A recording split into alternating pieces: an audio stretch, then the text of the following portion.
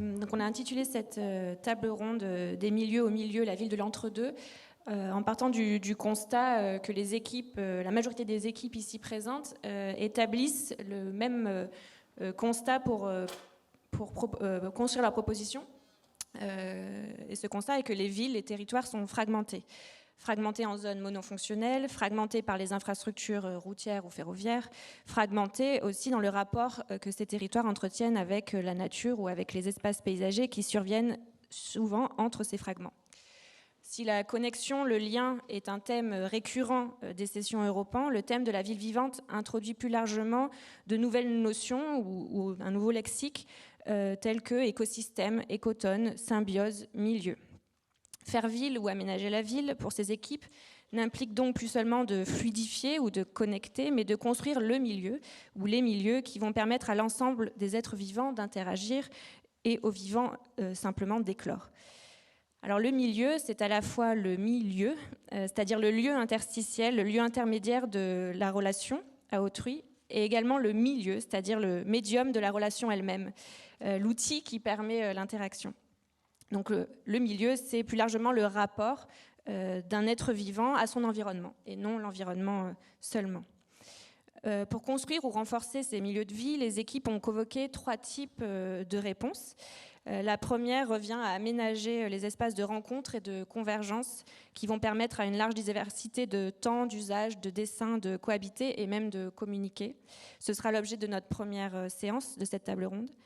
La deuxième stratégie ou type de réponse insiste davantage sur les médiums, donc les outils de la relation, qui vont permettre aux vivants de s'exprimer, de collaborer et de négocier. Ce sera l'objet de notre deuxième table ronde, deuxième séance. Et enfin, pour d'autres équipes, il s'agit avant tout d'investir les franges, d'investir la périphérie pour en faire des lieux tiers, des espaces privilégiés de l'intermédialité.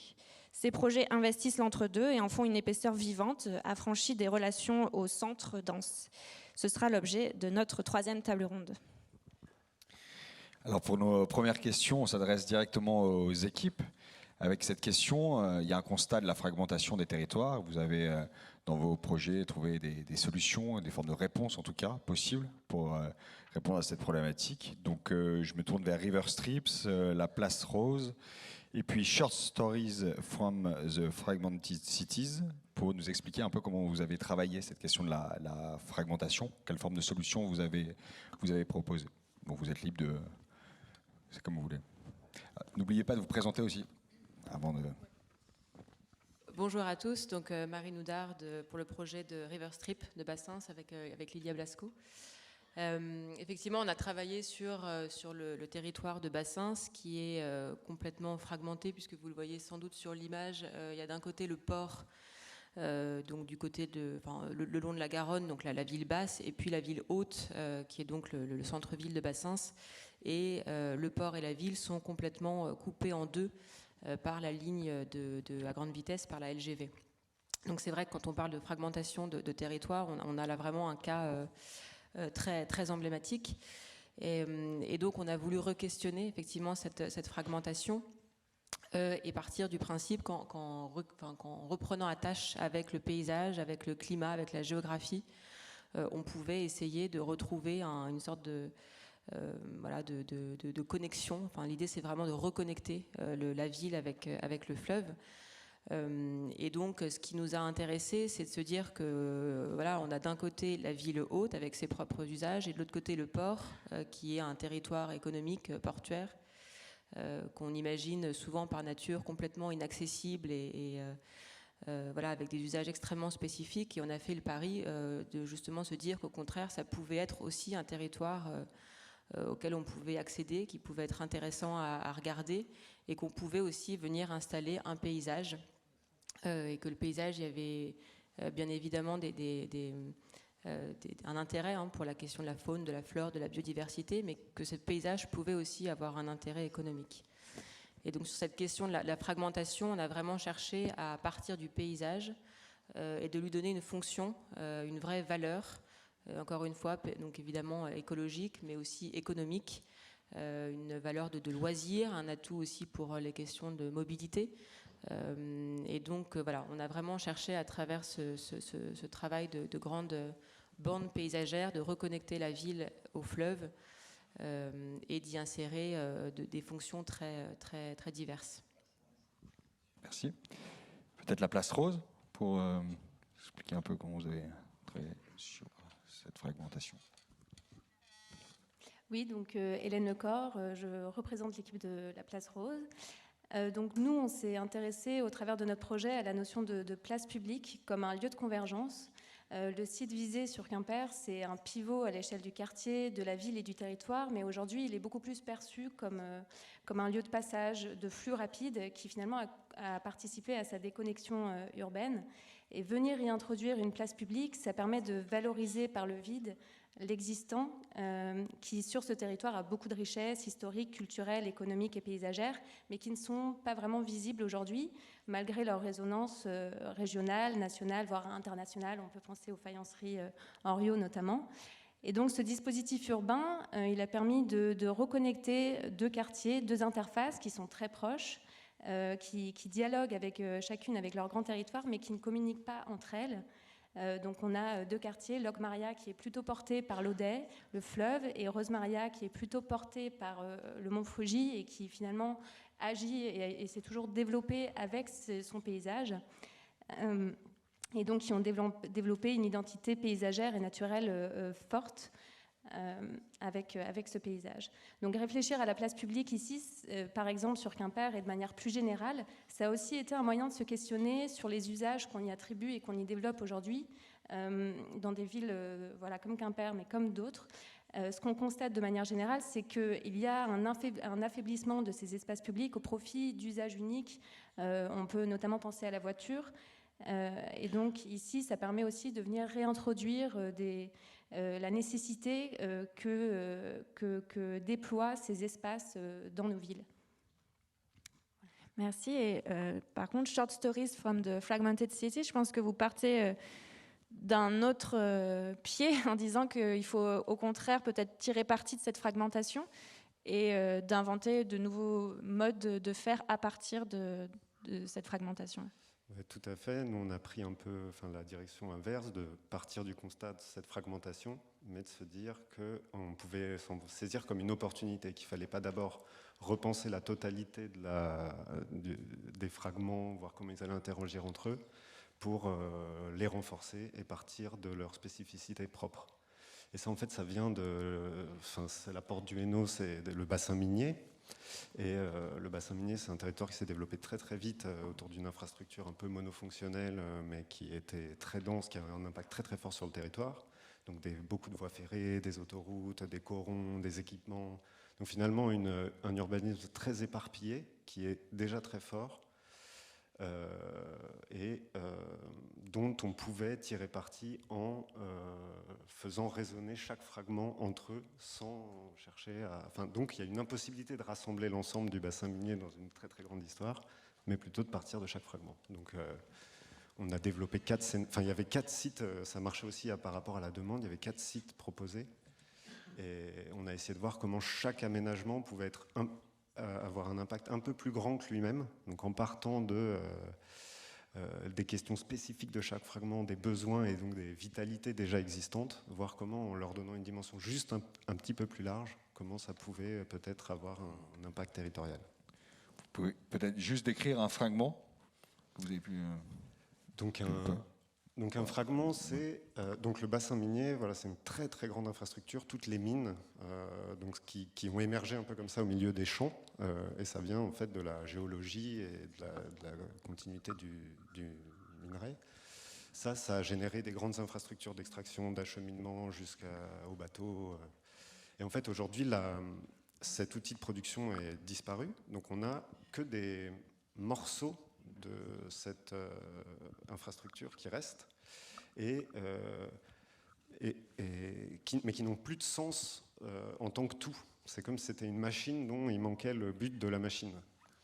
Et en fait, aujourd'hui, il y a la mission bassin minier qui essaye de réfléchir à qu'est-ce qu'ils peuvent faire, qu'est-ce qu'il est possible de faire de cet atterrissage du bassin minier, et avec l'idée de pouvoir couper des bouts, de pouvoir plus intervenir dessus, aussi avec l'idée que le patrimoine, c'est aussi une actualisation de ce patrimoine. Donc le fragment, c'est des morceaux de territoire qui n'ont plus de sens dont on pense qu'ils ne peuvent pas retrouver un sens de la totalité, mais qui ont des énergies très fortes indépendamment. Et en les faisant rentrer en écho, c'est pour ça qu'il y a 4 short stories, 4 nouvelles. On a voulu pas faire un grand récit de territoire, mais plutôt 4 petites nouvelles qui permettaient de, sans priorité, il n'y en a pas une à faire plus que l'autre, mais qui peuvent, en interagissant, à notre avis, interroger l'ensemble du territoire. Merci. Peut-être Aymeric Robin, c'est peut-être ce qui avait été aussi ce que vous aviez cherché à faire avec cette figure de la treille minière, de faire commun à l'échelle du grand territoire. Oui, c'est un terrain de jeu un peu particulier, en effet, qui est chargé d'histoire et qui a une construction liée à l'activité économique qui était la mine. Qui finalement, c'est l'homme qui a façonné le paysage à travers l'extraction de ce charbon et qui a construit originellement toute une communauté de vie autour de ce puits de mine, le long ce que nous on appelle le corridor minier qui constitue le bassin minier. Et la volonté des acteurs du territoire, c'est de redonner un sens commun, un destin commun à ces petites histoires qui ont plein d'interactions, qui ont aussi un folklore commun, des habitus là aussi identiques, mais qui pris isolément aussi une force importante. Et la trail minière, c'est ça en fait, c'est de faire comme un rhizome et de faire en sorte qu'en fonction des particularités, des potentialités, comme vous venez de le décrire, chacun peut être complémentaire de l'autre et de refaire un ensemble cohérent d'aménagement en redonnant des liaisons, en recréant du lien physique et en même temps du lien visuel, puisque nous sommes dans un territoire qui a été classé au patrimoine mondial de l'UNESCO, qui est à intégrer et qui, quelque part, par son identité visuelle et architecturale, donne des points communs et des points de repère communs.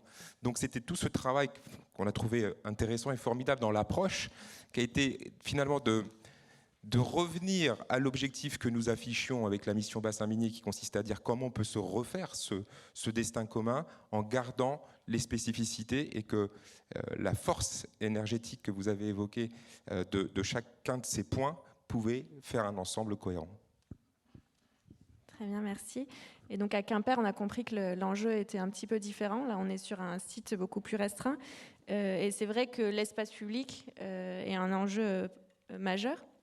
La question est de savoir comment en faire un réel espace d'altérité. Alors au Forum Europan, il y a des personnes qui avaient répondu, mais est-ce que c'est pas le principe même de l'espace public de permettre cette altérité, mais comment on en fait justement un lieu vraiment inclusif, un lieu de négociation entre tous les êtres vivants, humains et non humains.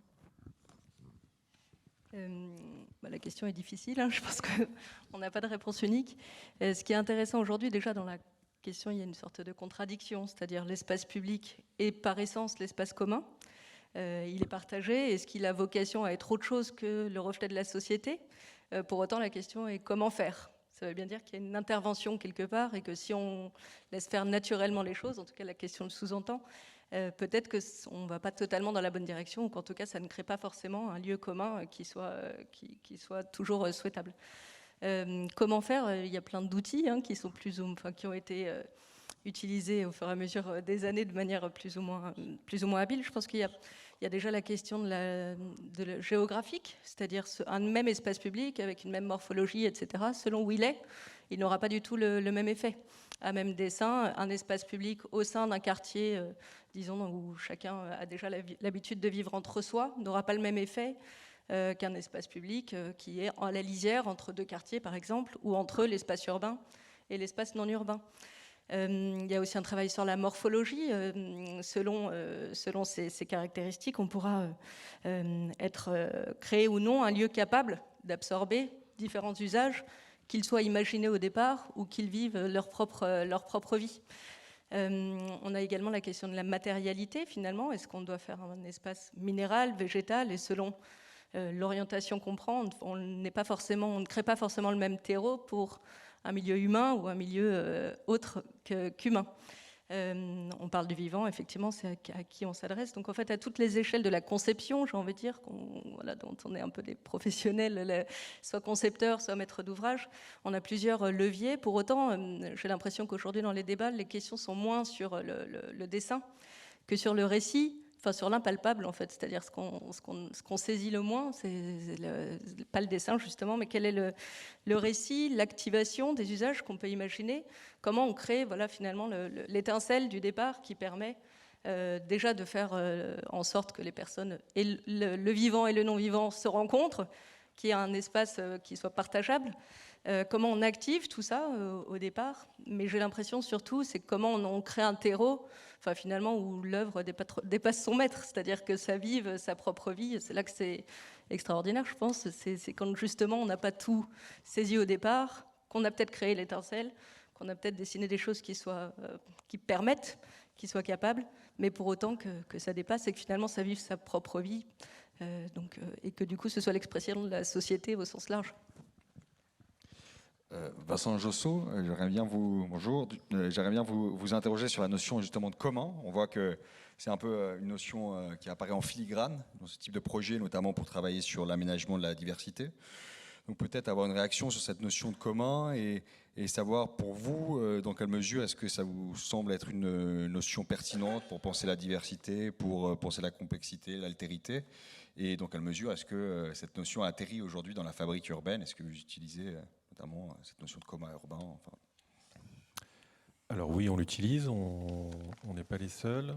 Ce qu'on voit effectivement, et je rejoins ce que disait Audrey, c'est longtemps le projet urbain a pensé principalement autour des enjeux d'espace public, la question du vivre ensemble, du commun, et comme un espace peut-être un peu sacralisé, il faut qu'il soit réussi, il faut qu'il soit bien dessiné, et puis après la vie va prendre. Je pense qu'il ne faut surtout pas oublier ces enjeux de conception. Je pense qu'il faut continuer à concevoir une ville belle, bien conçue, pérenne, etc. C'est vrai que s'y ajoute quand même, et on le voit beaucoup dans les différentes sessions d'Europan, et notamment dans celle-là, l'enjeu de la création d'un commun qui ne se limite pas à la livraison d'un espace bien fait, et en plus qui ne se limite pas non plus à la question de l'espace public. Et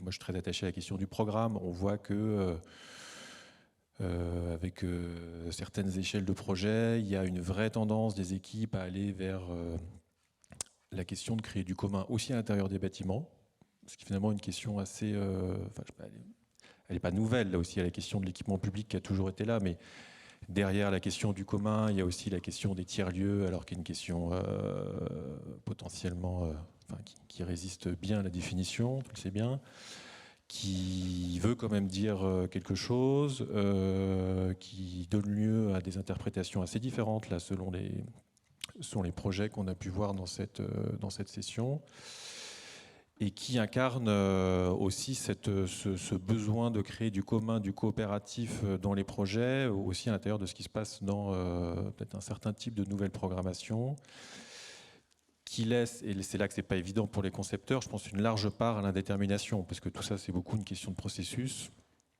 On est dans des choses qui se planifient mal, contrairement peut-être à la question de l'équipement public, et qui pourtant sont assez fécondes. Effectivement, nous, on essaie d'explorer cette question-là, c'est-à-dire comment on met en place, sans qu'il y ait une recette, des conditions pour que puissent se développer dès le stade du projet, parce que souvent les projets sont quand même un peu à l'image des processus qui les façonnent. Donc dès le temps du projet, d'avoir un coopératif, mais qui n'est pas juste une participation pour dire on a demandé l'avis de tout le monde, mais qui est plutôt une façon de faire émerger des modes de gouvernance, des modes d'organisation pour des espaces, que ce soit des espaces publics ou des espaces architecturaux, immobiliers, des bâtiments, quoi. Effectivement, il y a énormément d'équipes qui ont imaginé installer des tiers-lieux dès la phase 0 du projet, presque immédiatement, en prenant en compte qu'il y avait énormément d'espaces bâtis à aménager directement. Hélène Peskin, justement, cette notion de tiers-lieu, on voit avec tous les lancements de fabriques des territoires que c'est un vrai enjeu aussi à l'échelle très locale, c'est-à-dire comment démarrer un projet presque de territoire à partir de l'aménagement d'un tiers-lieu. Est-ce que vous pouvez nous en dire plus ? Oui, alors je vais peut-être faire d'abord un petit détour pour féliciter les équipes et les remercier en tant que membre du jury pour ce qu'elles nous ont proposé, en particulier pour nous avoir plongé, vraiment embarqués dans ce nouveau paradigme de l'aménagement qui était vraiment illustré par le thème de la session Ville vivante. Nouveau paradigme, je vais venir à votre question, mais qui, pour passer par le chemin du commun, place le vivant comme un commun pour tous. Un commun partagé, mais également fini. Et cette idée des ressources finies qui ressort beaucoup dans vos projets, elle pose différemment la question du commun. C'est non seulement il faut le partager, mais si certains s'en emparent, il n'en reste plus pour les autres. Voilà. Et je trouve que cette idée de placer donc effectivement le vivant comme commun et l'existant comme ressource, puisque là on est sur des terrains qui sont tous à réhabiliter et on est dans cette logique de faire mieux avec moins, qui est celle dans laquelle on est tous collectivement plongés à titre professionnel. Je trouve ça très intéressant de l'appliquer sur des terrains aussi durs que ceux-là. Je pense notamment au port autonome de Bassins, Bordeaux et à la porte du Hainaut, qui sont en plus des illustrations très concrètes de ce que devra être l'aménagement post-carbone. Donc on est dans ces trois logiques. Le vivant est notre commun à tous. L'existant, tout ce qu'on a sous nos pieds, la ville déjà là, il faut en faire quelque chose. Et donc c'est à partir et par ailleurs, ce quelque chose ne peut pas être dans cette logique prédatrice et polluante qu'a été l'activité productive jusqu'à maintenant. Et donc cette logique de l'interstice, du tiers-lieu, de la proposition partagée, du projet processus aussi que vous avez beaucoup proposé, elle vient répondre à ces trois grandes interrogations qui sont à la fois programmatiques, comme disait Vincent. Qu'est-ce qu'on peut mettre à la place de ce qu'on ne veut plus voir? Et ça a parcouru quand même tout le programme, tous les projets de cette session d'Europan, et on voit une certaine timidité à se projeter dans un monde différent qui serait donc moins prédateur, qui serait moins brutal, disons, à la fois pour les écosystèmes, mais aussi pour les sociétés locales, on va dire, l'humanité locale. Et là, on est dans des terrains très d'emploi populaire, très ouvriers, etc. Et donc, on a à réfléchir, et je pense que c'est très important de nous le donner à voir à travers ces projets, à ce qu'est cette intervention sobre mais efficace. Voilà. Et les tiers-lieux, l'urbanisme transitoire, la manière d'investir des lieux existants, de les faire revivre différemment, de leur donner un nouveau usage tout en gardant une histoire longue de leur mémoire. Et puis là, c'est pas que de la mémoire, on parle du port autonome qui va rester en activité, ça reste une activité productive.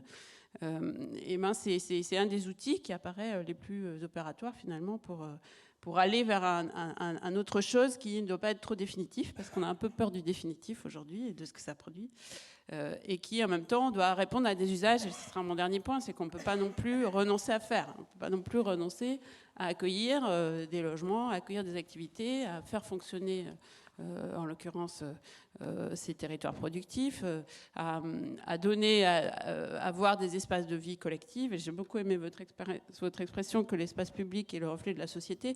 C'est tellement le reflet de la société que c'est aussi souvent le reflet des conflits dans la société, y compris entre les valeurs de ceux qui préfèrent la voiture à ceux qui préfèrent marcher à pied, des jeunes et des vieux, etc. Et donc d'arriver à trouver des réponses spatialisées, mais aussi, je trouve, très politiques, vous l'avez exprimé, je crois que ça a été le cas aussi ce matin, à cette question de comment faire ensemble mieux avec moins, ça fait beaucoup de questions à la fois, et donc c'est assez courageux de s'y confronter. Merci beaucoup pour en tout cas cette première séance qui aura été pour le coup extrêmement efficace. Donc merci pour vos réponses. Merci aux équipes. Et puis on va accueillir du coup de nouvelles équipes pour la deuxième table ronde, enfin plutôt deuxième séquence dédiée à la parole aux vivants. Merci beaucoup. Alors, Julia, c'était Douaisis, Aglo. Freddy.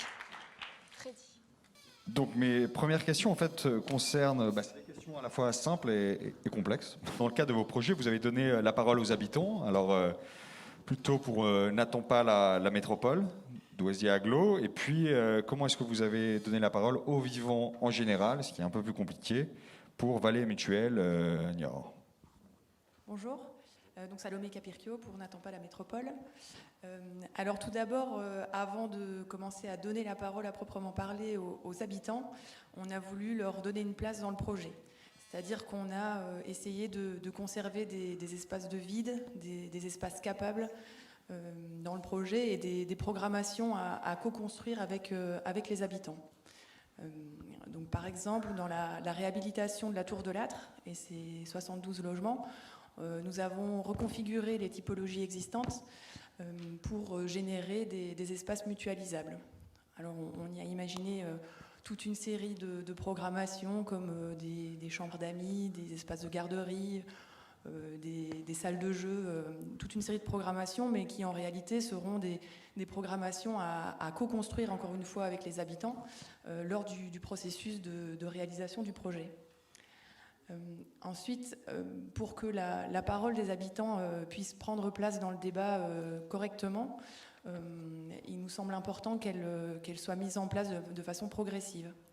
Donc, par exemple, on a imaginé dans notre projet toute une série d'éléments d'architecture mobile ou éphémère. Et c'est ce qui nous permet de conserver une certaine souplesse et une certaine flexibilité pour tester, corriger et parfois réactualiser certains aspects du projet. Donc ces éléments d'architecture, c'était par exemple des péniches qui ont été aménagées en équipement collectif, donc comme une scène ou un marché flottant le long du canal, ou encore des wagons aménagés dans la friche ferroviaire. Et finalement, pour terminer, je dirais que donc on a voulu se laisser la possibilité donc d'avoir ce dialogue avec les habitants pour qu'ils puissent prendre la parole, nous parler, alimenter notre propos. Mais ça nous semblait aussi très important de créer un cadre pour que les habitants puissent échanger, puissent dialoguer entre eux pour construire un projet commun ensemble. Merci. Et à Niort, donc dans Vallée Mutuelle, avec une problématique un petit peu différente. Oui, une problématique différente. Peut-être sur la question du vivant. Nous, c'est vrai qu'au départ, on est parti sur le vivant avec une approche peut-être un peu spécifique, dans le sens les espèces, animales, végétales. Et ensuite, on a eu une approche peut-être plus sur les conditions du vivant. Donc là, ça nous ouvrait à des questions peut-être hydrologiques, géomorphologiques, pédologiques. Parce que c'est vrai qu'à Niort, on a quand même une pédologie particulière avec des terres plutôt calcaires au nord et plutôt des marnes au sud. Et on a aussi eu l'approche sur la question des dynamiques du vivant, des dynamiques dans le sens le mouvement, dans le sens comment les espèces se déplacent, comment elles se reproduisent, comment elles se multiplient, comment elles vieillissent, comment elles évoluent. Et ça a été en fait notre point de départ, notre approche. Parce que Niort, en fait, on l'a regardé plutôt à l'échelle géographique, parce que c'est une ville qui en fait s'installe à cheval sur plusieurs petites vallées, plus ou moins humides, qui est juste en amont du marais Poitevin, du marais mouillé du marais Poitevin. Et en fait, elle s'est fait avec des synergies assez fortes avec ces petites vallées, dans le sens où c'était vraiment des vallées vivrières. Il y avait une imbrication entre la ville et ces vallées-là qui était forte, dans le sens où les gens en vivaient, quoi, aussi bien d'un point de vue agricole que d'un point de vue de l'artisanat. Et au gré de l'évolution de la ville, petit à petit, c'est vrai que la ville s'est développée peut-être plus sur des questions plus économiques, peut-être des questions plus en termes de transport, ce qui a fait qu'on a eu un développement peut-être un peu plus hors sol, qui a fait que petit à petit, ces vallées, on les a un petit peu oubliées, mis de côté, ou du moins elles ont pris moins d'importance dans les planifications, dans les aménagements qu'on a donnés, si bien qu'aujourd'hui, on a certaines de ces vallées qui tendent à s'effacer, ou du moins qui tendent à devenir un peu du foncier compliqué, quoi. Du coup, tout l'enjeu de notre projet, ça a été un petit peu de comment, à partir des fonctionnalités écologiques, des fonctionnalités urbaines, comment on est capable de retisser du lien entre l'amont, par exemple, l'amont d'un chemin de l'eau qui est la goutte d'eau, par exemple, qui va tomber dans une ZA, comment elle va être capable de rejoindre le marais Poitevin. Et en fait, réfléchir à cette question-là, ça va nous permettre vraiment de peut-être casser la limite qu'on peut avoir entre espace urbain et espace naturel, et peut-être réfléchir à des liens qui seraient moins segmentés. Et ça pose aussi du coup la question de l'espace public, on en parlait tout à l'heure. Réfléchir à du coup comment comment les fonctionnalités écologiques peuvent venir entrer dans la ville. Ça nous permet du coup de réfléchir à des villes peut-être plus viables, peut-être plus agréables, peut-être des villes qui seront plus enclins à évoluer avec les évolutions climatiques qu'on va avoir, notamment peut-être à Niort des crues qui vont être plus fréquentes, peut-être plus grosses, et des périodes de sécheresse, notamment sur le nord, qui vont être plus intenses. Donc je pense que je peux m'arrêter là. Merci. Peut-être pour réagir à cette intervention, sur le rôle de la nature, justement, Hélène Peskin.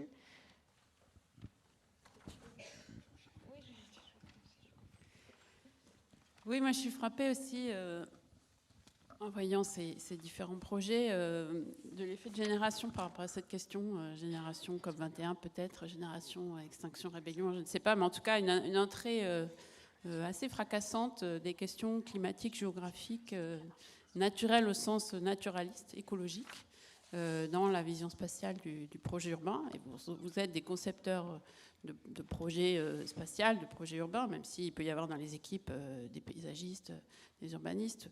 Et donc, voilà, je trouve qu'on comprend mieux finalement comment, et ce que vous venez de dire sur la goutte d'eau est très intéressant, comment, y compris dans une conception de projet, on peut mieux intégrer ces notions d'écosystèmes qui sont liées à la biodiversité. Et ça va être très certainement un des axes très forts de l'aménagement de demain, avec, je le redis, mais des injonctions contradictoires permanentes. Il faut faire plus dense, mais quand même plus végétalisé, mais quand même avec des sols plus imperméables, mais il faut quand même aussi éviter les inondations, etc. Donc on a tout un tas de questions qui vont tourner autour de ça, et je trouve de commencer à le regarder. On a énormément de sites de cette session qui sont sur des berges de rivières ou dans des zones inondables. Voilà, sous un angle presque un peu... j'allais dire de combat, de comprendre comment est-ce qu'on peut se projeter dans cette éventualité d'événements climatiques plus importants, d'une nature qui reprend d'une certaine manière ses droits, et donc de la révéler. Vous la révélez très bien sur la carte qu'on a à l'écran, mais finalement ça vaut aussi pour d'autres projets qui ont été présentés.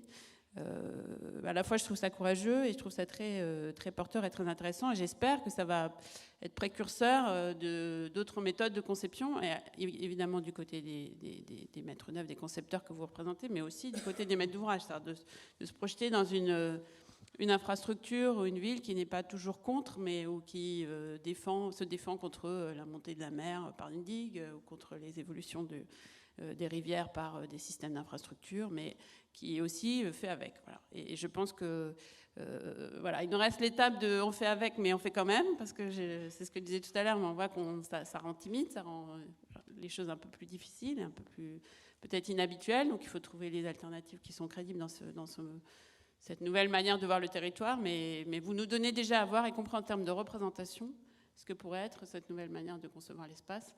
Alors avec le vivant, certes, avec les gens aussi, on le voit peut-être moins sur cette planche-là, mais dans pas mal des projets, on a vu aussi que ça demandait aussi que la culture de cette nouvelle manière de penser le territoire soit partagée par les acteurs économiques ou par les associations citoyennes. Et juste pour compléter, est-ce qu'il y a des réflexions actuellement sur l'évolution des outils juridiques qui permettraient à un moment donné de prendre en compte cette question du vivant? On a vu tout à l'heure sur des propositions sur des évolutions de plus, notamment. Est-ce que, enfin voilà, vous travaillez sur ces questions ou c'est...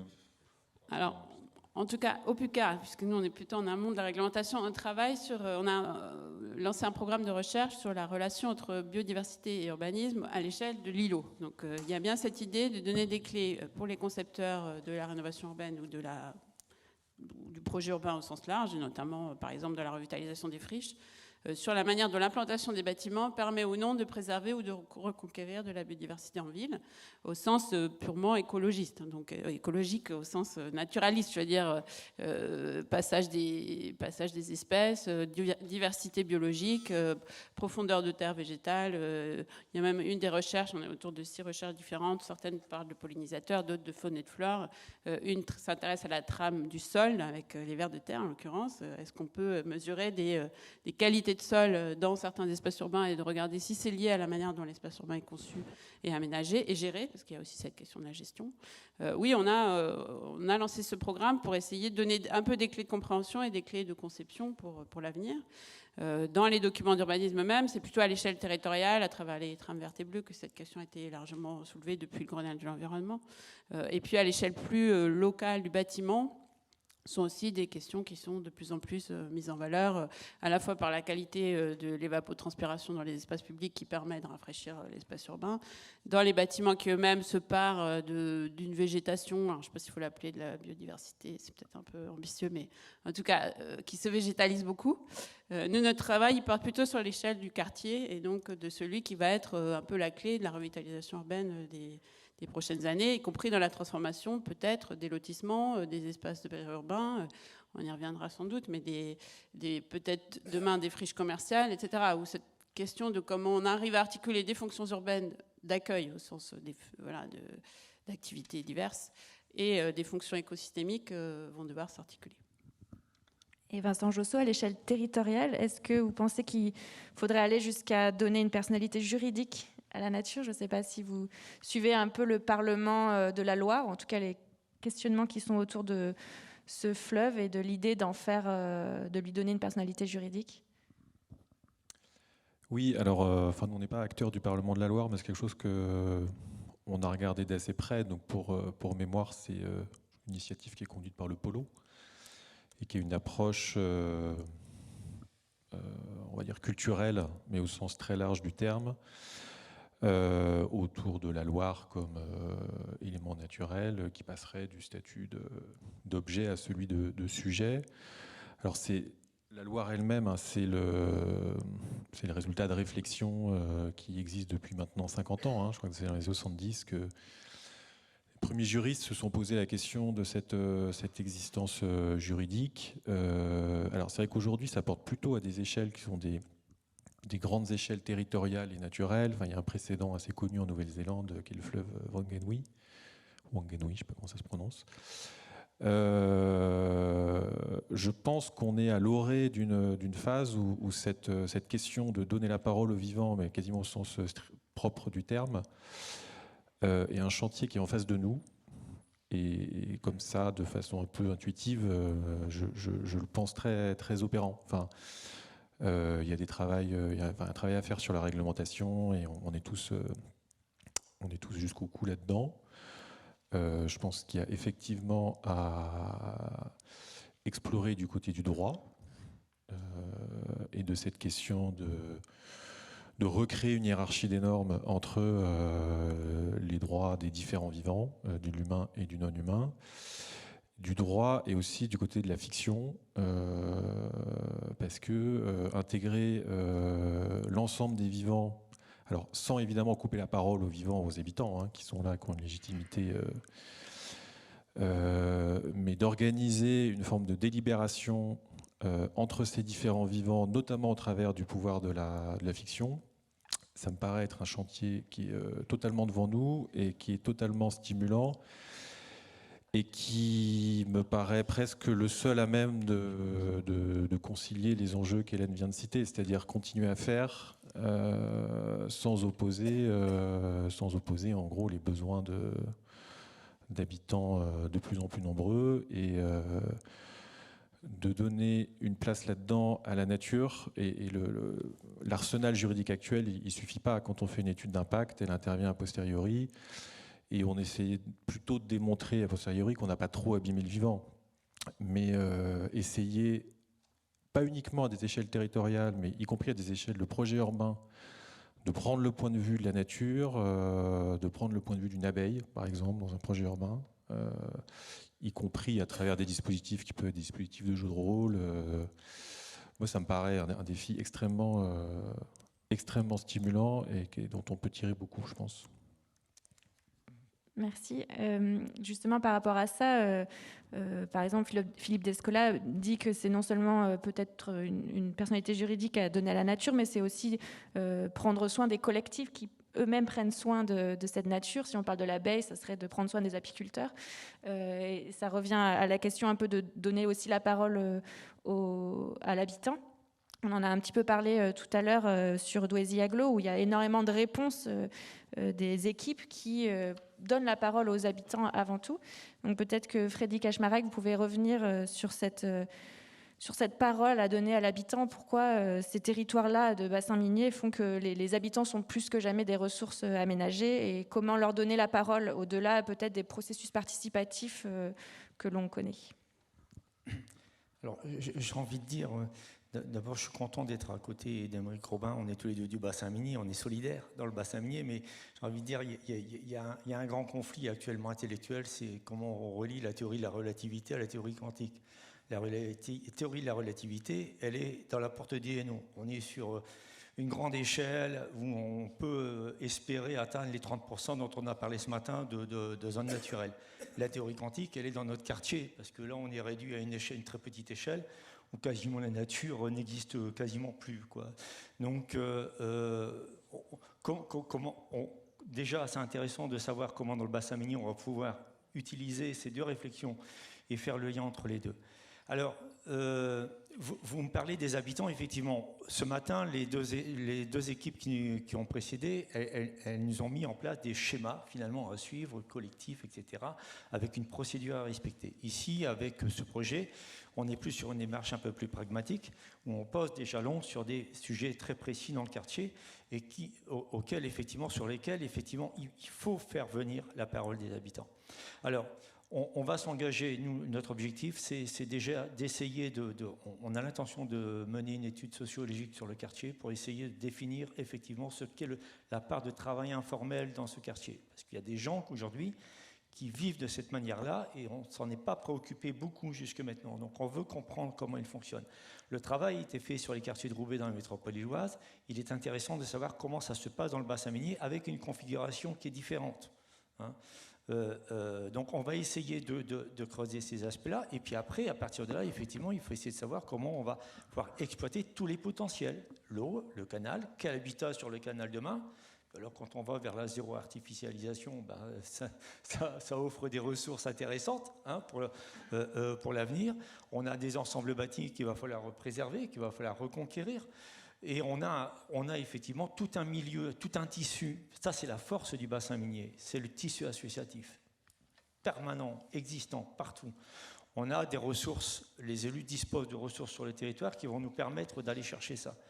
Et alors l'obstacle, effectivement, c'est le problème sociétal aujourd'hui, avec l'individualisme, avec le repli sur soi, etc. Et moi, je repense à cette chose extraordinaire, parce que c'est vrai qu'on a des quartiers où les gens sont extrêmement pauvres. On a l'impression qu'ils vont se recroqueviller sur eux-mêmes. Moi, je pense au raisin de la colère et à cette famille Jode qui arrive en Californie, qui est désespérée, qui meurt de faim et qui arrive dans un camp où tout est organisé entre les gens pauvres, où tout est décidé entre eux, où ils aménagent leur temps de vie, l'organisation du camp entre eux de façon naturelle, entre les gens du camp.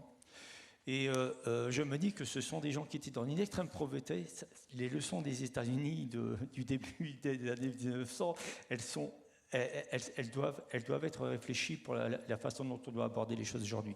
Alors oui, il faut que l'on crée les conditions pour que ces gens-là, ils retrouvent notamment aussi un sentiment de fierté dans la façon dont on va permettre en valeur leur façon nouvelle de vivre, et surtout donner des leçons à tout le monde. Parce que moi, j'en suis persuadé, le bassin minier, il a sauvé la France en 1945 avec la bataille du charbon, et il sauvera la France demain avec les leçons que l'on va pouvoir tirer de nos expériences. Merci beaucoup, belle perspective en tout cas. Merci, on a terminé, je crois, avec cette deuxième séquence aussi. Si vous voulez réagir. Juste un mot, difficile de passer après Freddy et la passion qu'il exprime, mais on se connaît bien et on a les mêmes préoccupations sur le territoire. Cette question du vivant dans le bassin minier, désolé de faire un focus peut-être appuyé sur le bassin minier, mais on est là pour ça. Enfin, en tout cas pour ce qui nous concerne, sur les territoires que nous représentons. C'est vraiment de faire en sorte que l'enjeu de la reconquête urbaine soit aussi une reconquête humaine. Et qu'à travers le développement local, à travers cette nouvelle façon de penser l'aménagement du territoire, on peut répondre aussi à des problématiques de défis démocratiques, reprise de fierté de ces habitants qui ont souffert et qui ont beaucoup donné à la France, mais qui ont souffert. Et pourquoi? Et j'insisterai juste sur ce point-là. Parce qu'aujourd'hui, on parle d'aménagement, on parle de vivant, on parle de participation des habitants, mais sur un territoire dont on baissait la tête, sur lequel on baissait la tête, parce que avant que ça devienne UNESCO et que finalement que nos cités minières, que notre bassin minier soit élevé au même rang que les pyramides d'Égypte, c'est de la souffrance, c'est des conditions sociales difficiles, c'est de l'exploitation, c'est aussi la mort derrière avec les maladies de la silicose. Et donc il y avait une forme on baisse la tête, quoi. On peut pas être fier de notre territoire. Et donc c'est tout l'UNESCO, mais aussi la façon de réfléchir autrement le développement local et l'aménagement du territoire qui peut aller sur cette reconquête humaine, redonner des perspectives démocratiques fortes sur notre territoire et de faire en sorte qu'on puisse ensuite acculturer sur les problématiques et les défis qui nous sont posés aujourd'hui en matière d'environnement, pour ne parler que de cela, ou les aléas climatiques. Merci, c'est un discours plein d'espoir. Est-ce que vous voulez rajouter quelque chose ou on clôt cette séance? Un dernier mot peut-être? Non, c'est bon? Si, Hélène Pesquine. Oui, simplement pour dire que c'est très heureux qu'on ait le bassin minier aussi bien représenté à cette table ronde, je trouve, parce que on a un peu tendance à avoir cette facilité de dire les ressources de demain sont celles qu'on a sous nos pieds, etc. Il faut mieux s'approprier ce qu'il y a à proximité, les circuits courts. Mais en fait, c'était l'idée du bassin minier. La ressource minière était là et elle a été très largement exploitée. Donc il y a aussi cette question de comment on l'exploite et comment est-ce qu'on se donne des limites finalement à cette relation un peu prédatrice à la ressource naturelle. On parle de charbon, mais néanmoins, elle était sous nos pieds. C'était finalement la ressource économique de proximité. Voilà, donc je trouve ça très intéressant dans cette session sur les villes vivantes qui vont beaucoup revenir vers ce qu'on a justement de cette idée de l'héritage et de l'ancrage de ce qu'on a à proximité pour éviter d'être trop dépendant d'un monde distant du point de vue social, économique et territorial. En gardant à l'esprit que voilà, on peut aussi avoir des limites à ce modèle et qu'il faut s'en souvenir. Merci beaucoup. Et oui, on peut les applaudir. Merci. Et nous passons donc à la troisième séquence qui est réhabiter les franges. Bon, donc ma première question, donc c'est pour Vivifica, donc à Limoges. Comment est-ce que vos projets articulent les différentes échelles du territoire? Est-ce que vous pouvez nous présenter votre projet et puis nous parler de cette articulation des échelles? Alors oui, pour la question de Limoges, du coup, la question du territoire, elle était traitée surtout à l'échelle de l'agglomération en réalité, parce que c'était un site qui se voulait très urbain. Et ça a beaucoup porté, notamment dans l'analyse, puisque on a beaucoup de projets déjà en place qui sont portés à l'échelle du territoire, autour de notre site et pas sur notre site en lui-même. Donc beaucoup de projets urbains notamment, portés par la ville, mais aussi tout le projet de revalorisation et de requalification des berges de la Vienne, qui est au sud du site. Et sur notre site en lui-même, il y a aussi des équipements à grande échelle, avec la mairie, avec l'université. Donc on est sur beaucoup de dynamiques qui fonctionnent à l'échelle de l'agglomération, voire même plus grande, régionale, nationale, alors que le site, lui, en soi, il a une dynamique qui lui est propre, et on n'avait pas envie de venir on va dire concurrencer les projets qui étaient autour et qui dialoguaient déjà avec ces grandes échelles. Donc plutôt que d'arriver en concurrence, on a plutôt réfléchi le site comme complémentaire à ces dynamiques. On n'a pas voulu, par exemple, ajouter beaucoup de programmation sur le site, mais plutôt revaloriser le déjà là avec des équipements, mais du coup pas les équipements qui fonctionnaient déjà à grande échelle, mais plutôt les équipements de proximité comme les écoles. Et c'est pour ça qu'on a travaillé principalement sur les équipements publics et l'espace public. Alors après, il y a bien sûr l'échelle du paysage, qui est une échelle qui a rapport au grand territoire qui se retrouvent à l'échelle locale, avec un travail sur la covisibilité avec le reste de la ville, et les promontoires qu'on peut avoir sur le site grâce à la topographie. On ne voit pas bien, je pense, sur la vue ici, mais tout le site de Limoges était en déclivité en fait, vers la Vienne. Donc voilà, l'enjeu global et le parti pris qu'on avait, c'était d'être en complémentaire avec toutes ces dynamiques autour, mais de valoriser davantage le site comme une identité propre et pas un double centre-ville, on va dire, qui lui était plus à grande échelle. Aussi, il y avait une question en rapport avec le territoire de l'agglo qui était sur la notion d'habitat. À Limoges, on a beaucoup, je crois que ça a déjà été dit sur le site, mais il y a une problématique de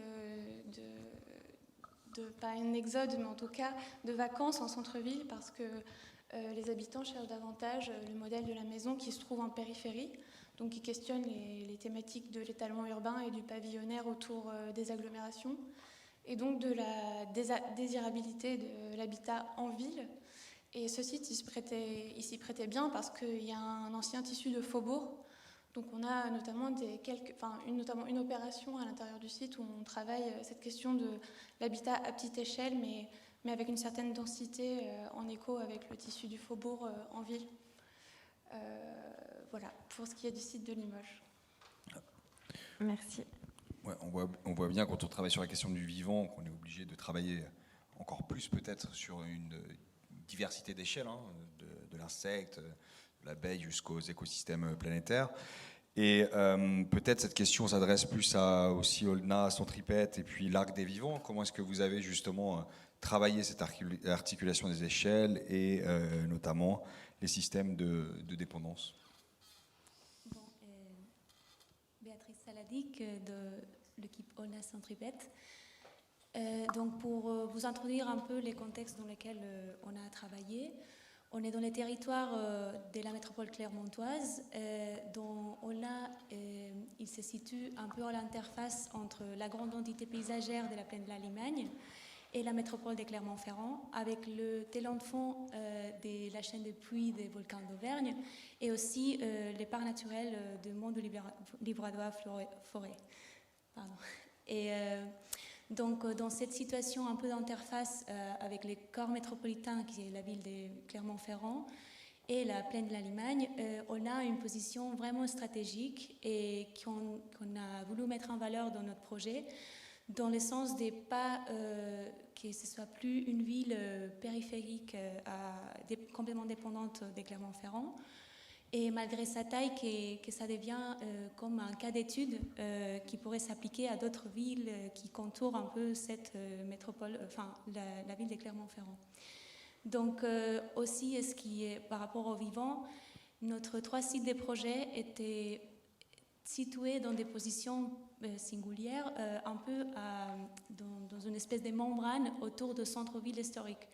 Donc maintenant, cette membrane est occupée par une gare ferroviaire, une sucrerie qui est abandonnée, un grand ensemble des pavillonnaires qui s'étend un peu dans la plaine de la Limagne, et aussi la grande pièce de l'aéroport. Et donc, on voulait, dans les sites des projets, la gare Les Chapelles, qui est une petite emprise destinée au logement, et la sucrerie Bourdon, créer de nouvelles programmations et aussi des usages des espaces productifs et à la fois des échanges culturels, socioculturels, et voilà, dans cet espace un peu des membranes. Et donc là, on crée aussi une espèce de promenade paysagère qui définit cette membrane, et c'est un endroit d'échange un peu entre la ville et le territoire. Et aussi, on propose dans chaque site des éléments d'interface qui sont comme des points de repère qui vont en relation très forte avec les territoires. Et par exemple, dans le cas de la sucrerie, qui est un peu c'est vraiment à l'interface avec, qui touche la ville de Clermont-Ferrand et en fait qui l'appartient, on voulait créer un peu des espèces de franges ou qui se touchent un peu entre elles, avec d'abord une programmation de parcs publics.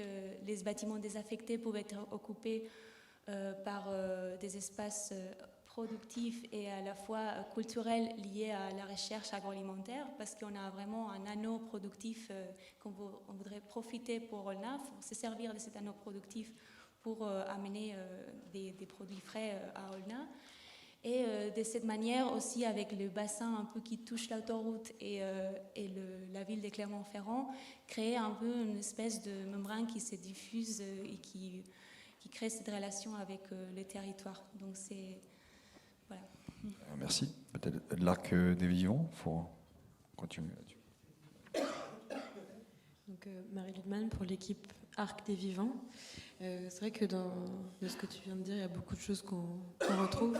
Nous, les différentes échelles, donc comme vous dites, de l'insecte jusqu'à l'échelle d'écosystème planétaire. Je ne sais pas si on peut aller jusque-là, mais grosso modo, ça a été abordé de deux manières, je pense, sur notre site. En fait, on a proposé un projet processus qui repose sur différentes échelles territoriales, mais aussi sur différentes temporalités. Donc en fait, au niveau de l'échelle territoriale, dès le début, on s'inscrit dans ce qu'on a appelé l'arc des vivants, qui a donné le nom de notre projet, qui est cette épaisseur justement au niveau de la strate intermédiaire, qui va bien au-delà de notre site, qui en fait se développe sur les massifs autour du bassin grenoblois, et du coup qui permet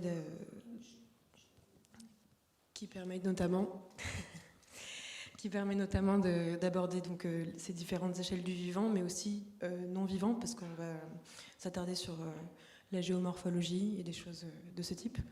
Et en fait, ensuite, sur ce qui est de la temporalité, donc le projet processus, en fait, qu'on a mis en place, il est illustré sur le site du Rabot, qui est en fait un peu le site pilote qui va permettre de mettre en exergue ce qu'on a identifié comme ingrédients, comme boîte à outils, qui peut se retrouver tout autour du bassin grenoblois par des résonances territoriales. Et en fait, le programme qu'on a proposé sur le site du Rabot, il dépend en fait il découle de tout un questionnement sur la temporalité, que ce soit au niveau des cycles, donc des cycles du vivant, du non-vivant, mais aussi dans les nouveaux cycles qui vont apparaître avec le changement climatique. Et après, sur un récit linéaire qui s'inscrit du coup dans un temps long, sur plusieurs centaines d'années, justement dans la logique de penser pour nous les humains, mais aussi bien au-delà, à court, moyen et long terme. Donc voilà, c'est un peu ça nos stratégies pour aborder ces différentes échelles. Merci, on le voit bien sur l'image, il n'y a presque pas la ville de Grenoble qui est représentée, et on a vraiment cette nouvelle strate est-ouest, donc de nouvelles relations et dynamiques qui s'établissent. Et c'est un peu là où on voulait en venir avec vos trois projets, c'est comment d'investir ce qu'on appelait les périphéries, et d'en faire de nouvelles centralités, peut-être pour un territoire proche, permet aussi de re-questionner le vivant. Peut-être que Vincent Josso peut réagir sur cette question de finalement redonner un peu d'autonomie à ces périphéries, en faire des lieux à même, peut-être même plus que les métropoles et les centres denses, de répondre aux enjeux climatiques et sociaux de la vie vivante. Oui, alors je pense que c'est les lieux où s'inventent sans doute plus facilement que dans les centres, en tout cas, ces rapports un peu renouvelés entre ville et nature, pour faire très, très simple. Et je trouve que ce qui est intéressant, c'est qu'il y a pour moi, il y a un peu deux tendances à l'œuvre, et je ne suis même pas sûr qu'elles soient contradictoires dans les projets qu'on a vus. La première, qui est là depuis un certain temps, hein, c'est de redonner de l'urbanité à des activités qui étaient plutôt métaboliques, techniques, voilà, je sais pas, la France moche, les entrées de ville, on a tous ça en tête. Donc comment ça peut recréer des paysages, des architectures. Et j'ai été assez frappé par la capacité aussi des équipes à rentrer dans des métabolismes un peu compliqués, à vraiment scoltiner la question de l'économie circulaire pour voir comment ces activités nécessaires au fonctionnement de la ville, reléguées, etc., ça pouvait quand même créer des lieux un peu plus intéressants et un peu plus vécus que les boîtes à chaussures. Et toutes les formes, toutes les typologies des pauvres des périphéries telles qu'on les connaît, pauvres architecturalement et souvent aussi pauvres dans leurs usages.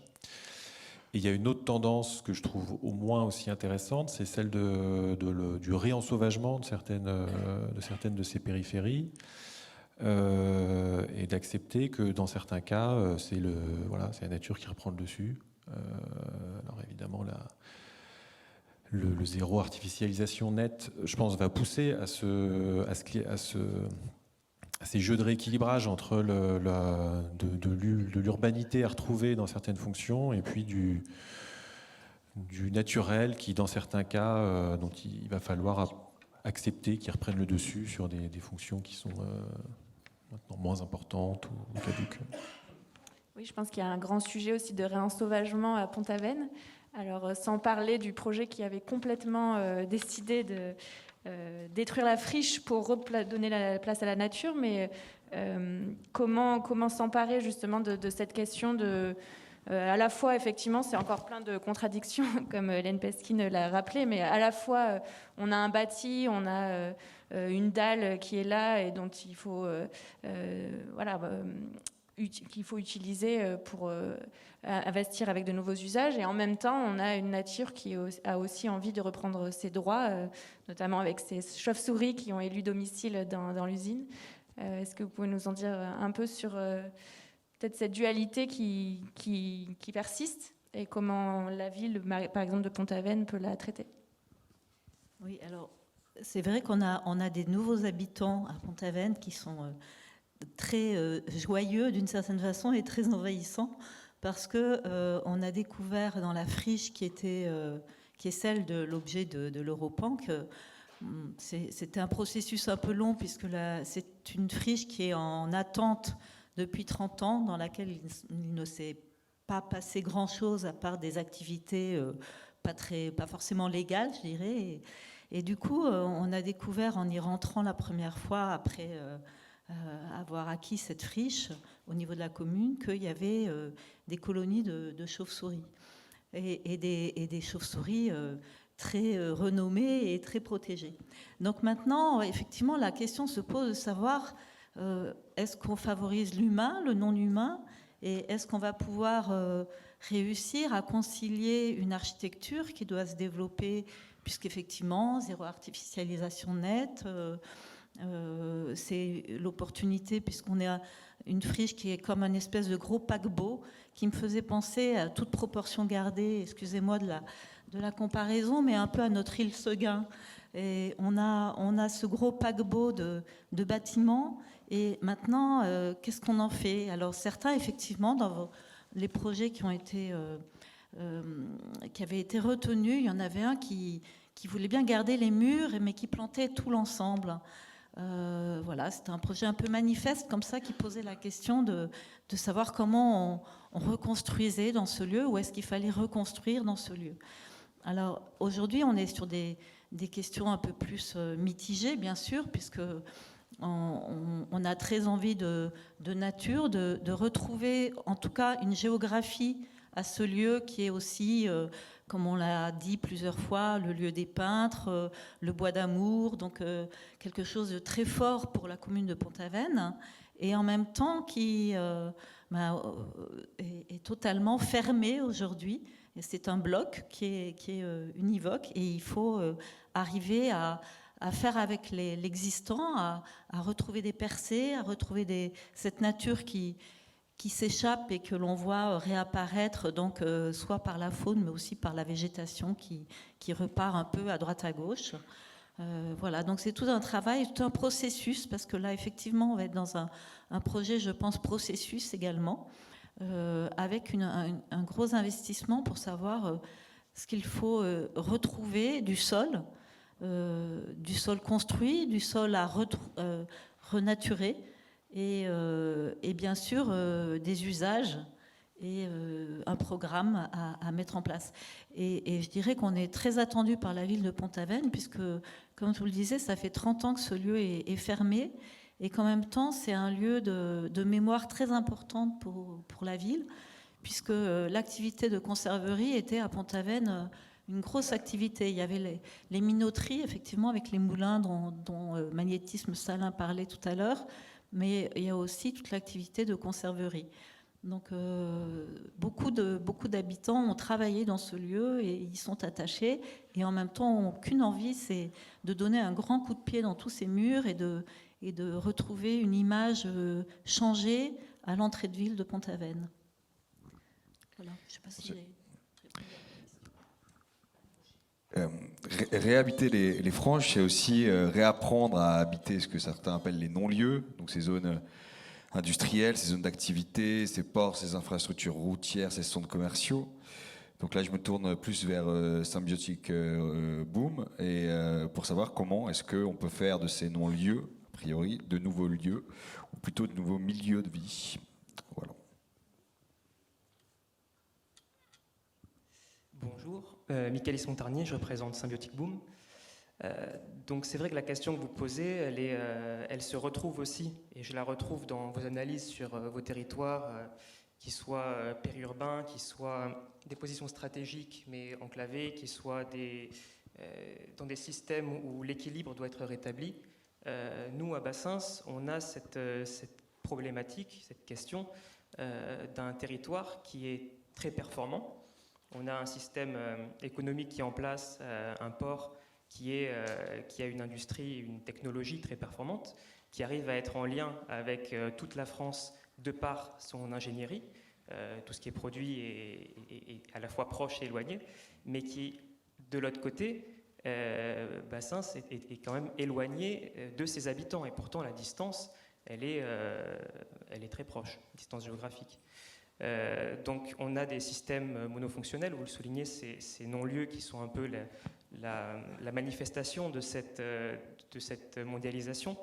Et on a à côté des systèmes spontanés qui sont aussi très performants. Cette végétation qu'on a sur le parc des Coteaux, qui est dans l'espace qu'on lui a laissé finalement. Et on voit qu'il y a des usages, qu'il y a des attentes des habitants sur un territoire qui est à la fois spontané et qui abrite des usages, et un autre territoire qui lui est performant, mais où cet anonymat généré par les non-lieux, cette échelle, ce vide entre les espaces, ne nous invite pas à faire ville. Et la question qu'on a posée nous, c'est comment on peut hybrider un système qui est spontané, qui est végétal, donc qui est une infrastructure biotique, à un système performant, qui est lui abiotique, un système de production, et comment en fait, sans rejeter la question de rentabilité que toute entreprise doit trouver, mais comment arriver à générer un autre type de valeur, une autre ressource. Et pour terminer avec ça, cette question de l'espace qu'on a entre ces différents hangars, entre ces différents non-lieux, on ne le voit pas comme un espace à construire ou un espace, disons, valorisable au mètre carré. On le voit comme un vide qu'on doit sanctuariser, qu'on doit protéger, et qui peut accueillir beaucoup d'usages, beaucoup de temporalité, et qui nous permettra de faire la ville et sur le court terme et sur le long terme. Merci. Merci. Fabien Genovesio, peut-être sur Bassins, justement, presque la même question. Comment faire de ces lieux, donc un port, par exemple, dans ce cas-là, un lieu de vie, alors à la fois pour les humains et pour le vivant en général, on revient un peu à cette idée. Et quel lien tisser avec la ville-centre? Bonjour à tous. Déjà, je voulais remercier les équipes, à la fois les lauréats et les autres équipes aussi qui ont travaillé sur notre territoire, qui ont essayé de le comprendre, de l'interroger, de le réinterroger, d'apporter une vision contradictoire. Pour nous, collectivité, alors Bassins, il n'y a pas que la ville de Bassins dans ce travail, il y a le port de Bordeaux et la métropole bordelaise. Alors déjà, ça a été un challenge de mettre les trois autour de la table, autour d'un projet commun, et on remercie Europan, pour avoir réussi à nous mettre ensemble et à travailler sur notre territoire. Alors, Bassens, la zone industrielle-portuaire de Bassens, c'est 60% du territoire communal. C'est pas rien. C'est une industrie et un port, une industrie qui prennent beaucoup d'espace, qui impactent le paysage. Et au quotidien, à l'échelle métropolitaine, à Bassens,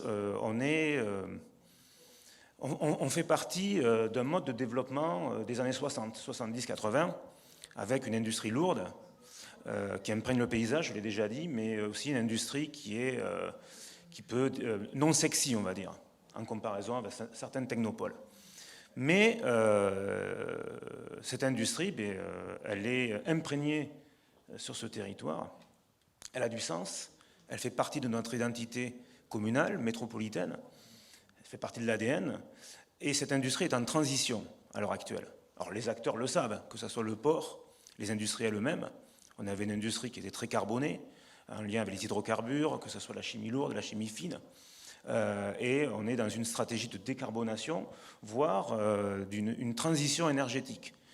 Donc c'est aussi réfléchir à l'heure actuelle à ce coup d'après, mais ça veut dire se réinterroger là aussi sur ces questions-là. Alors pour revenir à la question posée, Bassens, là aussi, il y a une voie ferrée Bordeaux-Paris qui sépare deux villes, une ville industrielle et portuaire et une ville résidentielle, avec très peu de perméabilité en fait. Vous l'avez dit tout à l'heure, on a le parc des Coteaux qui offre des belvédères et des vues à la fois sur la zone, mais aussi sur la Garonne. Et c'est comment, maintenant, via le paysage, via de nouveaux usages, comment on va faire se rencontrer deux parties du territoire, à partir de quel projet, à partir de... Est-ce que ça va être la mobilité? On réfléchit à des pistes cyclables. Alors pour certains, vous allez dire, ah oui, mais faire des pistes cyclables. Mais faire des pistes cyclables dans une zone industrielle-portuaire, c'est un véritable challenge. Ça peut paraître simple en milieu urbain, mais en milieu économique, c'est très compliqué. C'est comment créer de la perméabilité entre... Comment passer sous une voie ferrée. Ah ben oui, il faut un pont cadre. Un pont cadre, c'est un ouvrage important. Bon. Donc oui, on a sur Bassens la chance aussi d'avoir des établissements Céveso qui, alors c'est une chance, mais c'est aussi une problématique de gestion de crise et de risque au quotidien, mais c'est surtout qu'on a autour de ces établissements énormément de délaissés. Et des délaissés où la végétation et la biodiversité a repris ses droits. Et ça peut être aussi ces espaces-là de formidables supports, à la fois de promenade, de découverte, alors de découverte du milieu, de découverte aussi du tourisme industriel, évidemment. Et ça permet aussi de pouvoir passer d'une zone résidentielle à une zone industrielle et vers des projets forts qui, pour nous, Bassennais, c'est de nous permettre d'accéder au fleuve, parce que le port a confisqué le fleuve, l'accès au fleuve depuis tout le temps, c'est-à-dire qu'on a 4 km de quai, sur les 4 km, 3,5 km ont été confisqués par l'activité portuaire. Donc un des grands challenges à l'heure actuelle, c'est comment on va pouvoir refaire accéder les Bassennais, mais pas que, au fleuve. Et Hélène Peskin, peut-être un petit mot de conclusion ou de remarque sur cette table ronde consacrée à la ville de l'Entre-deux. Oui, alors peut-être d'abord un petit mot pour le projet de Bassens, parce que peut-être ceux qui étaient avec moi dans le jury s'en souviendront, mais j'ai un attachement particulier pour ce site que je trouve vraiment extrêmement illustratif de la concentration des enjeux du monde qui est devant nous, c'est-à-dire de la ville post-carbone, qui veut quand même relocaliser de l'industrie, qui veut retrouver le lien avec la nature, qui veut retrouver une forme de biodiversité dans les espaces urbains et urbanisés. Et donc vous concentrez, et plus tout ce milieu social que vous décrivez très bien et que vous décriviez dans la vidéo qui nous avait été présentée sur le site, je trouve que c'est un site particulièrement intéressant, à tel point d'ailleurs que je l'ai reproposé à des étudiants à partir des vidéos d'Europan il y a quelques jours sur le thème de la ville productive, parce qu'on ne peut pas en fait, en tout cas, il nous oblige à nous poser la question du hard de la transition écologique. Voilà. Et que ça ne peut pas être que des plantations, de la reconquête de berges. Alors, je parlais tout à l'heure d'accueillir des constructions. Ça va être un sujet aussi. Il faut quand même continuer à pouvoir accueillir des constructions. Mais il faut aussi c'est un peu l'hypocrisie sur l'activité productive. Voilà, si on veut relocaliser de l'industrie, ça pue, ça pollue, ça fait des camions, etc. Même si elle est plus propre, même si elle est plus robotisée, même si elle est plus numérisée, il y aura quand même des effets d'activité industrielle qu'il faudra en tout cas prendre en considération et connaître pour ce qu'ils sont, à la fois économiquement, mais aussi socialement, mais aussi en termes d'usage urbain. Donc, j'aime beaucoup ce territoire. J'espère que vous trouverez, avec les équipes qui ont été retenues dans Europan, de quoi avancer avec effectivement ce jeu d'acteurs un peu compliqué de la métropole, du port autonome et de la ville. Et je vous le souhaite en tout cas, et s'il faut, je vous renverrai des étudiants, hein, parce que j'en ai plein. Pour répondre à la proposition de Raphaël d'aller vers la conclusion de la table ronde, ce qui me frappe aussi dans tout ce qui a été dit là depuis quelques minutes, dizaines de minutes, c'est pas complètement une surprise, mais c'est que dans ces espaces urbains artificialisés, anthropisés, c'est le vacant qui permet le vivant. Alors, je m'explique, on a toujours vu pousser des petites fleurs dans les interstices urbains, on fait des photos un peu poétiques d'une plante qui a poussé toute seule là où personne n'est allé gérer cet espace. De plus en plus, avec la fin des produits phytosanitaires dans l'espace public, on voit apparaître ce vivant dans des zones un peu moins régulées, un peu moins maîtrisées, on va dire, de l'espace urbain, mais ça vaut aussi pour d'autres fonctions. Dans les logements vacants du centre de Limoges, on va réinventer par la force des choses une autre occupation, une autre activité. On va remettre du vivant finalement dans ce vacant, dans les espaces interstitiels de la périphérie. On peut, ça a été proposé dans les projets, créer des espaces d'agriculture urbaine ou périurbaine qui viennent aussi créer du lien social et qui deviennent des fonctions urbaines finalement.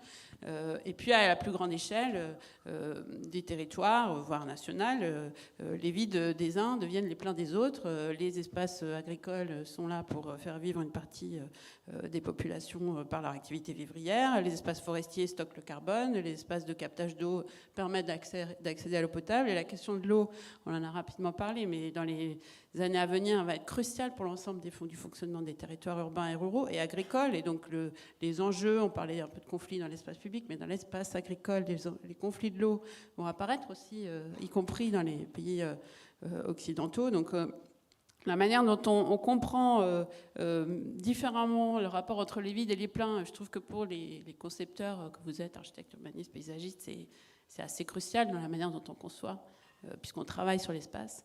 En prenant le vacant comme la possibilité du vivant, voilà, à partir de ce thème des villes vivantes, je trouve que c'est une bonne manière, en tout cas pour moi, de conclure ce débat et de penser finalement différemment l'aménagement.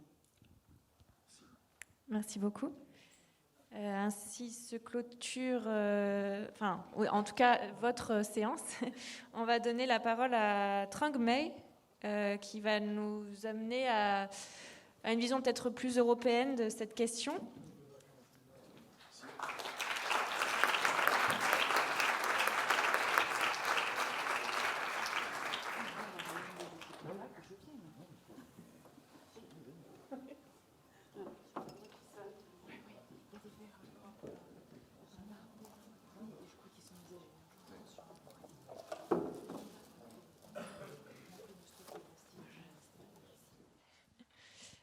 Trung Mei, tu as été lauréat ou en tout cas mentionné sur cette session d'Europan.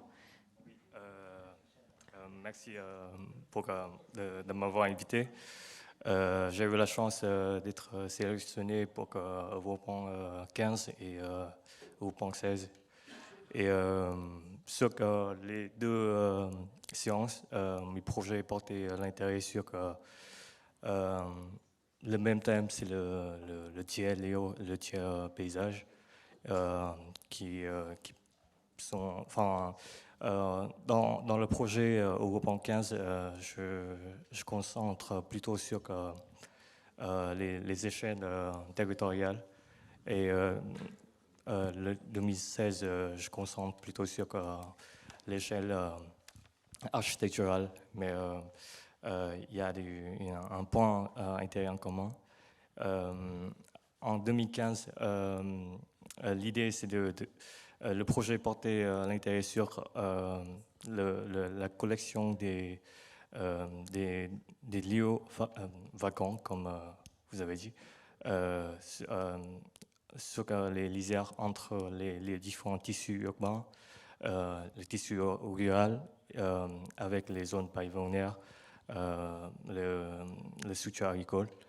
Et à partir de ça, réinventer en ajoutant les activités qui concernent sur la production agricole. En 2021, le projet en Italie, à Saint-Donat, que je travaillais, je me questionnais plutôt sur la notion de centre-ville, de chercher et réutiliser tous les tiers paysages qui se trouvaient au centre-ville. Parce que la ville de Saint-Donat est caractérisée par une structure assez classique, avec une zone sociale et politique au centre qui s'est entourée par les zones d'habitation et les zones industrielles et agricoles. On peut peut-être avoir une image, je ne sais pas qui gère le... Voilà. L'idée, c'est de penser autrement, peut-être d'inverser ces structures en mettant les zones productives et agricoles au centre de la ville, parce que la ville est toujours conçue comme une plateforme ou une structure qui supportait les idéologies et la démocratie dans le passé.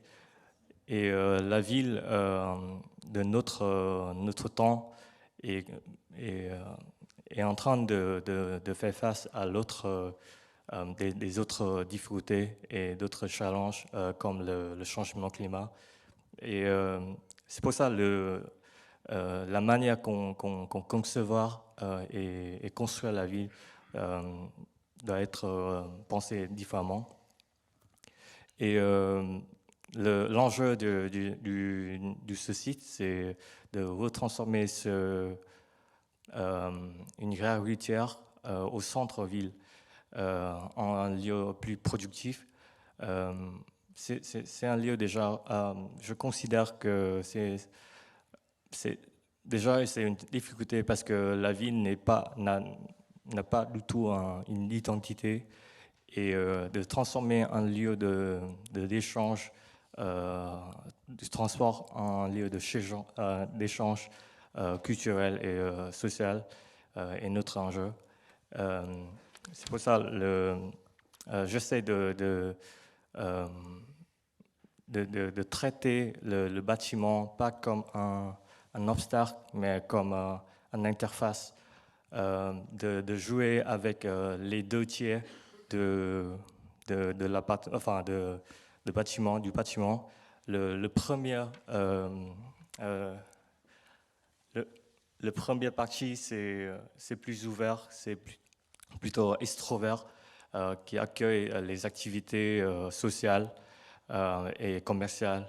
Et l'autre partie, c'est plutôt introverti, qui est conçu comme un théâtre qui est interrompt dans un système agroécologique de l'échelle de la ville.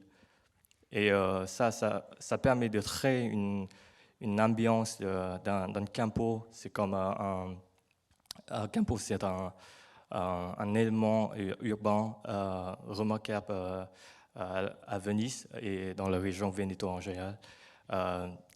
Mais en remplaçant les bâtiments, ici, j'essaie d'utiliser la nature et un élément qui s'appelle un micro-forêt, pour former un espace théâtral et introverti qui permet de à la fois intégrer la nature dans la centre-ville, mais aussi de réactiver les échanges entre les hommes et les espèces vivantes.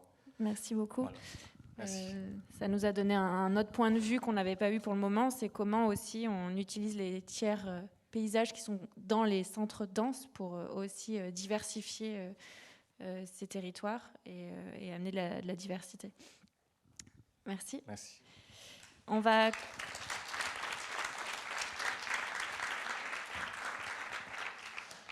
On va donner la parole à Jamel Clouche, notre grand témoin pour cette deuxième table ronde. Jamel, si tu peux monter sur scène. Co-dirigeant de l'AUC, Grand Prix de l'urbanisme de cette année, et aussi lauréat, ou en tout cas mentionné au Europan 5, c'est ça, sur Villetaneuse. Est-ce que tu peux nous dire un peu tes impressions sur ce qui s'est dit pendant cette table ronde relativement aux questions qui avaient été posées? Je vais essayer. Non, c'est pas facile en fait comme exercice, parce que je découvre les projets. Je vais essayer de ne pas faire de commentaires sur les commentaires. Non, moi ce qui m'a marqué, c'est deux choses. Enfin, il y a deux thèmes comme ça qui sont ressortis des discussions que j'ai entendues cet après-midi. C'est que la majorité des projets parlent d'interdépendance, ça veut dire qu'il y a, ou de coexistence. C'est-à-dire qu'il y a une sorte de... Enfin, je ne sais pas, il y a 5 ans, on venait dans les réunions Europan, il y a 10 ans, ou il y a 20 ans, le projet valait d'abord pour lui-même. Et là, ce qui est marquant, c'est que le projet, il ne vaut pas pour lui-même, il vaut dans un écosystème un peu global dans lequel il s'inscrit. Il dessine des formes d'interdépendance, des formes de coexistence. Et en réalité, ça nous dit autre chose. En dessous, ça nous dit un peu le refus un peu du récit de l'aménagement tel qu'on le conçoit tous les jours. Ça dit le refus de la ZAC, par exemple. Quand tous les projets qu'on a vus, ça ne peut pas être des ZAC, ça ne peut pas être des zones d'aménagement concertées portées par des aménageurs. Très simplement parce qu'on parle d'écosystème, on parle de nature, on parle de milieu, on parle d'entre-deux, on parle du temps, beaucoup de temps. On a beaucoup parlé du temps, c'est-à-dire qu'il y a un moment, le projet se dilate dans le temps et le temps devient un vrai matériau pour faire projet. Alors que dans les outils d'aménagement, le temps il est plutôt difficilement contrôlable, hein, parce qu'il y a le tableau Excel il faut que ça tourne, il faut que le bilan tourne. Il y a aussi cette notion d'habitant, enfin en tout cas certains projets l'ont mis en avant, qu'on pourrait dire de coproduction, c'est-à-dire de quelle manière le projet, dans sa formalisation, donne la possibilité à ce que des dynamiques de coproduction puissent exister. Ça c'est pareil, hein, c'est pas évident, on ne le fait pas tous les jours, on le fait encore aujourd'hui globalement, une fois que le projet est dessiné, il y a des réunions de participation ou de concertation, mais là c'est pas ça, hein, c'est de la coproduction, c'est-à-dire de quelle façon les acteurs, habitants, citoyens, acteurs économiques, pourquoi pas, peuvent aussi être impliqués très en amont dans le projet. Autre élément, c'est que je sens aussi que c'est une génération un peu de la transition ou des transitions, hein, donc on a beaucoup parlé de la transition écologique, mais probablement aussi de la transition des modes de vie. Je pense qu'on a beaucoup parlé des communs, des espaces partagés. Je pense qu'il y a 10 ans, on n'aurait jamais dit qu'on va faire des logements où on va partager nos salles de bain ou nos cuisines. On aurait dit, mais ça ne va pas, non. Europan, c'est le confort d'abord. Là, aujourd'hui, voilà, on est passé au commun, donc on est prêt à partager des choses. C'est-à-dire qu'il y a des économies de moyens qui se mettent en place, des sortes de nouvelles formes de configuration. On le voit aussi dans les territoires, hein, à toutes les échelles. Hein. On voit la tentative un peu de dessiner des nouvelles formes de configuration qui peuvent redessiner d'autres intelligences.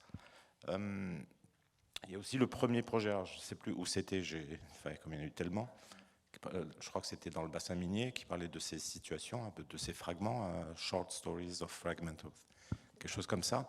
Mais cette idée de dire que la ville ou le territoire, il peut se dessiner à partir de la situation et non pas à partir du tout, ça c'est pareil. Je pense que, bon, enfin nous, ça fait longtemps qu'on dit ça, mais c'est pas commun hein, de l'affirmer. Et je pense que c'est aussi des bonnes modalités de résolution dans les territoires un peu complexes, d'entre-deux, de flou, de banlieue, de périphérie, des zones un peu confuses, entre guillemets, parce que nos outils ne nous permettent pas de leur donner une certaine valeur. Je pense que la question du réchauffement climatique et du climat, peut-être de la ZAN, leur redonne un peu une sorte de valeur, je ne sais pas si elle est juridique, mais en tout cas de valeur au sens ils peuvent être pensés en tant que tels et non pas en tant que périphérie de quelque chose ou banlieue de quelque chose ou dépendance de quelque chose.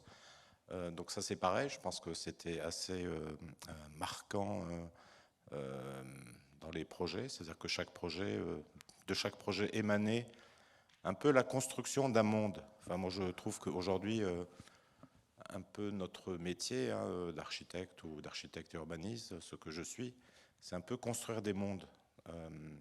Et c'est un peu ce que j'ai vu ici, donc on peut dire des milieux, mais c'est pareil. Enfin, c'est pas pareil, mais on peut dire un peu pareil. C'est un peu, on construit des mondes. Quand je dis des mondes, c'est pas un monde, mais des mondes qui trouvent leur cohérence, qui trouvent leur jeu, qui arrivent à trouver des alliances avec d'autres mondes qui sont proches ou lointains. Il y avait aussi beaucoup de projets qui avaient ce travail sur plusieurs échelles en même temps, ce que je trouve plutôt riche. Bon, il y en a d'autres qui étaient peut-être qui jouaient moins sur les échelles, probablement parce que le contexte n'appelait pas ce questionnement. Mais je trouve que, enfin voilà, le titre de Repen, c'était quoi? Ville, matière vivante ou non? Hein? Ville vivante. Ville vivante, oui, voilà. Je pense que ça appelle comme ça des méthodologies de fabrique du projet relativement renouvelées. Et enfin voilà, je trouve qu'il y avait c'était assez frais ce que j'ai vu et la façon dont c'était abordé. Donc maintenant, à savoir de quelle manière c'est reçu par les collectivités territoriales qui n'ont pas nécessairement le process pour faire vivre, sans faire de jeu de mots, hein, ces projets vivants. Je pense qu'aujourd'hui, les outils d'aménagement, ils sont encore un peu à la hache. Hein. On fait une ZAC, on dessine des formes urbaines, il y a une fiche de l'eau, il y a l'espace public, puis on y va. Puis après, maintenant, on a juste inventé l'urbanisme transitoire entre les deux. Mais tout ce que vous avez dit, c'est pas ça. Hein. C'est pas de l'urbanisme transitoire. C'est plutôt faire du temps un vrai outil de projet. Donc ça veut dire qu'il faut réinventer. Je pense que derrière tous ces travaux qui sont menés ici à Europense, ça implique ou ça oblige de réinventer les outils qui peuvent être derrière, quoi, les outils avec lesquels les villes ou les collectivités qui étaient là peuvent expérimenter un peu la prise en charge de ce type de projet. Enfin, moi, c'est ça que aujourd'hui, si j'avais un exercice à ouvrir à la suite de ce que j'ai pu entendre, c'est de quelle manière on peut inventer les outils qui sont propres à ce type de territoire, d'entre-deux, à ce type de démarche, qui sont en plus très en lien les unes avec les autres, en alliance les unes avec les autres, qui bougent. Donc, c'est-à-dire que c'est des démarches un peu permanentes. C'est pas on fait un projet, on donne un dossier, puis il va se décliner dans le temps. C'est-à-dire que c'est presque un travail c'est une sorte d'exposition, de débat permanent avec le territoire, avec les acteurs du territoire, pour co-construire ce projet. Et aujourd'hui, nous, on essaie de trouver cette méthode, mais c'est rare de trouver les collectivités qui sont prêtes à jouer ce jeu-là. Mais en tout cas, il faut continuer à le défendre, parce qu'aujourd'hui, on voit bien qu'il y a une vraie disjonction, un vrai divorce entre les habitants et le politique. Et quand je dis le politique, c'est aussi l'avenir de nos villes. Hein. Je veux dire, dans le politique, il y a évidemment l'avenir de nos territoires, l'avenir de là où on vit. Et je pense que toutes ces démarches très, en même temps structurées, l'idée c'est pas, faut pas qu'on passe d'un régime planificateur à un régime totalement horizontal, parce que quelqu'un tout à l'heure disait le récit importe plus que le dessin, ou je sais plus, c'était quelque chose comme ça. Moi, je pense que le récit importe, mais le dessin aussi. Je pense que les projets doivent rester élégants, ils doivent rester beaux. Je pense que notre métier, c'est aussi ça, que d'être architecte. Il faut défendre l'élégance de chaque projet que l'on mène. Donc ça, c'est non négociable, je pense. Mais à partir de là, on peut négocier beaucoup de choses et on peut ouvrir le jeu à beaucoup de parties pour construire pour construire l'avenir de nos villes. Donc je pense qu'un des enjeux des architectes et des urbanistes, c'est un peu de réconcilier les habitants avec l'avenir. Parce qu'aujourd'hui, les gens ne croient plus en l'avenir. C'est pour ça que tout est en crise, parce que plus personne ne croit en l'avenir. Ils parlent tous de hier, avant-hier, c'était mieux avant, c'était mieux avant. Sauf qu'on doit construire demain, et je pense qu'aujourd'hui, on a des challenges, on a des sujets qui sont, je trouve, plutôt bourrés de contradictions. Mais quand il y a des contradictions, c'est intéressant. S'il n'y en a pas, c'est mort. Hein. Donc vous avez beaucoup parlé de contradictions au début, mais évidemment, et heureusement qu'il y en a. Et tout bon projet, en général d'ailleurs, il est plutôt la coïncidence des opposés. C'est-à-dire quand les opposés coexistent, ça fait bon projet. Si tout le monde va dans le même sens, en général, méfiez-vous, ça va mal se passer. Merci beaucoup.